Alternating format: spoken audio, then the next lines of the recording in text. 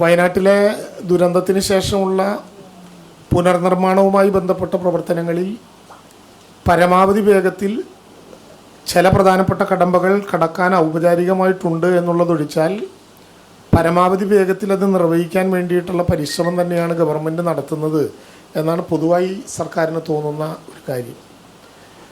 അവിടെ ഭൂമി ഏറ്റെടുക്കലുമായി ബന്ധപ്പെട്ട നടപടിക്രമങ്ങൾക്ക് അഥവാ പുനർനിർമ്മാണ പ്രവർത്തനങ്ങൾക്ക് വേഗത കുറഞ്ഞോ എന്ന് സ്വാഭാവികമായിട്ടും മാസം എണ്ണി നോക്കുന്ന ചില ആളുകൾക്ക് തോന്നാവുന്ന വിധത്തിലുള്ള പ്രയാസങ്ങൾ ഉണ്ടാകാം എന്നുള്ളത് ശരിയായിരിക്കാം. എന്നാൽ വളരെ കൃത്യമായി ദുരന്തം നടന്നത് മുതലുള്ള ടൈം ടേബിൾ എടുത്ത് കലണ്ടർ വെച്ച് നോക്കിയാൽ ആ പ്രവർത്തനങ്ങളിൽ ഒരു വൈകല്യമില്ല എന്ന് നമുക്ക് കാണാൻ വേണ്ടി കഴിയും.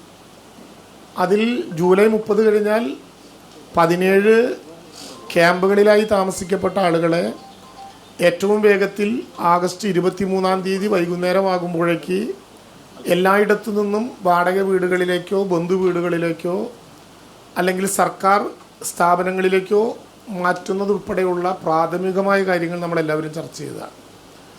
ആഗസ്റ്റ് 23-ന് അവിടെ സന്ദർശിച്ച ബഹുമാനപ്പെട്ട അന്നത്തെ ചീഫ് സെക്രട്ടറിയുടെ നേതൃത്വത്തിലുള്ള ആലോചനാ യോഗത്തിൽ ദുരന്തബാധിതരായ എല്ലാവരും പറഞ്ഞ ഒരു പ്രധാനപ്പെട്ട കാര്യം ഞങ്ങൾക്ക് ഒരുമിച്ച് താമസിക്കാനുള്ള അവസരം ഉണ്ടാകണം എന്ന നീറുന്ന വേദനയാണ്.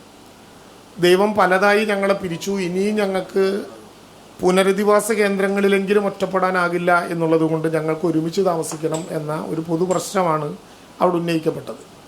അതിൻ്റെ അടിസ്ഥാനത്തിൽ ജൂലൈ 30-നാണ് ദുരന്തമുണ്ടായതെങ്കിൽ 62 ദിവസം കഴിഞ്ഞ് ഒക്ടോബർ 3-ന് തന്നെ അവിടെ ഏറ്റവും സുരക്ഷിതമെന്ന് ജോൺ മത്തായി കണ്ടെത്തിയിട്ടുള്ള 2 എസ്റ്റേറ്റുകൾ തത്വത്തിൽ ഏറ്റെടുക്കാനുള്ള ക്യാബിനറ്റ് തീരുമാനമുണ്ടായി. ഒക്ടോബർ 4-ന് ഗവൺമെൻറ് ഉത്തരവായി ഇൻ പ്രിൻസിപ്പൽ സാങ്ഷനായി ഭൂമി ഏറ്റെടുക്കാനുള്ള 2 എസ്റ്റേറ്റുകളുടെ കാര്യത്തിൽ ഔപചാരികമായിട്ടുള്ള തീരുമാനം എടുക്കുകയുണ്ടായി.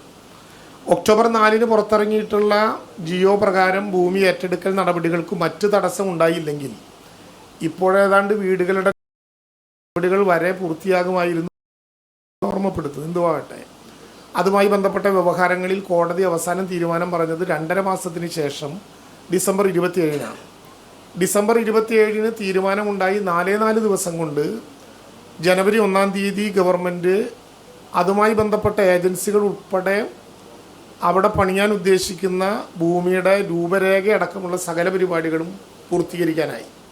പക്ഷെ നമുക്കുണ്ടായിരുന്നൊരു പ്രശ്നം, സ്വാഭാവികമായിട്ടും ഒരു ഏരിയൽ സർവേയുടെ അടിസ്ഥാനത്തിലാണ് ഈ പ്രവർത്തനങ്ങൾ നടത്തി ഫിസിക്കലായ ടെസ്റ്റ് നടത്താൻ നിൽക്കുമ്പോഴാണ് കോടതി ഇടപെടുകയും ഫിസിക്കലായിട്ടുള്ള വെരിഫിക്കേഷൻ ഒരു കാരണവശാലും പാടില്ല എന്ന വിധത്തിൽ സ്റ്റേ അന്ന് കോടതി കൊടുക്കുകയും ചെയ്തത്.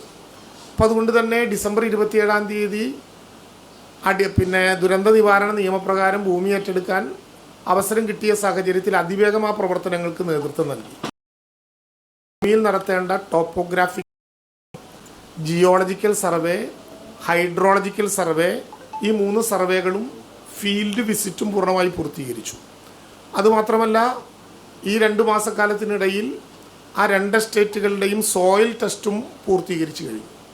ഞങ്ങളിപ്പോൾ കരുതുന്നത് ഫീൽഡ് സർവേയും പൂർത്തീകരിച്ച് ഒരുപക്ഷെ LARR 2013-ൻ്റെ അനുസരിച്ചുള്ള നഷ്ടപരിഹാര തുക കണക്കാക്കുക എന്ന് പറഞ്ഞാൽ ഒരു പ്രക്രിയയാണ്. അവിടെ ഉണ്ടാകുന്ന ഭൂമി അളവെടുക്കണം.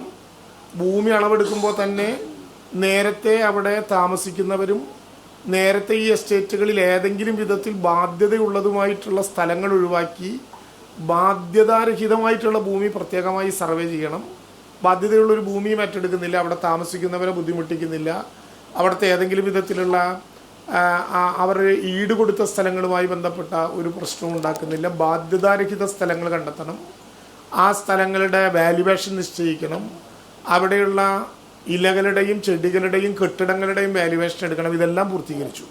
15 ദിവസത്തിനുള്ളിൽ ഭൂമി ഏറ്റെടുക്കൽ നടപടികൾ സമ്പൂർണ്ണമായി പൂർത്തീകരിക്കാൻ പറ്റുന്ന വിധത്തിലേക്ക് നടപടികൾ ഈ ഘട്ടത്തിൽ പൂർത്തീകരിച്ചു കഴിഞ്ഞു എന്നുള്ളതാണ് ഏറ്റവും പ്രധാനപ്പെട്ട കാര്യമായി നമുക്ക് തോന്നുന്നത്.